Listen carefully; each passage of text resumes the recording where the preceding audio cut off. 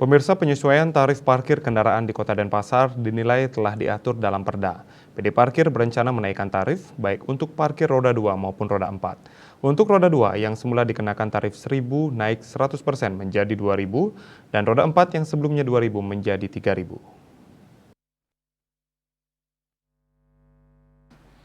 Wali Kota Denpasar I Gusti Ngurah Jayanegara belum lama ini mengatakan penetapan tarif parkir ini sudah diatur dalam Perda sehingga mau tak mau itu harus disetujui.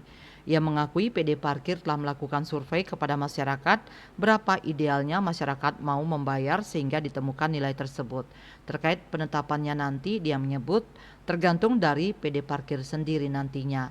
Sementara itu, saat dikonfirmasi, Dirut Perumda Bukti Praja Sewaka Dharma (BPS) atau PD Parkir Kota Denpasar, Inyoman Putrawan mengatakan rencana penyesuaian ini dilakukan berdasarkan kajian bersama LPPM UNUD. Ada banyak pertimbangan dalam kajian penyesuaian tersebut, baik dari kajian ekonomi maupun sosial.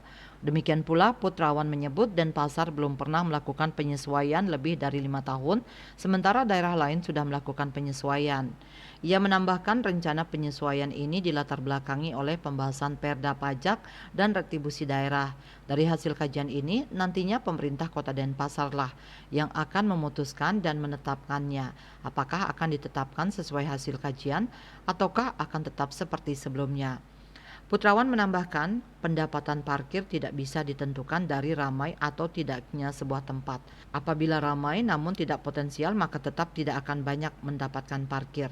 Pihaknya juga menegaskan jika uang parkir itu tidak masuk ke kantong pribadi, namun disetorkan dan masuk ke pendapatan daerah hingga operasional. Pihaknya mengatakan pada tahun 2022 lalu, pendapatan parkir dalam setahun berkisar di angka 8 miliar rupiah. Ia berharap setelah ini pendapatan parkir akan semakin meningkat. Dengan adanya penyesuaian tarif parkir ini, pihaknya juga mengaku akan memperbaiki pelayanan di lapangan sehingga masyarakat akan merasa nyaman. Widya Stuti, Bisnis Bali melaporkan.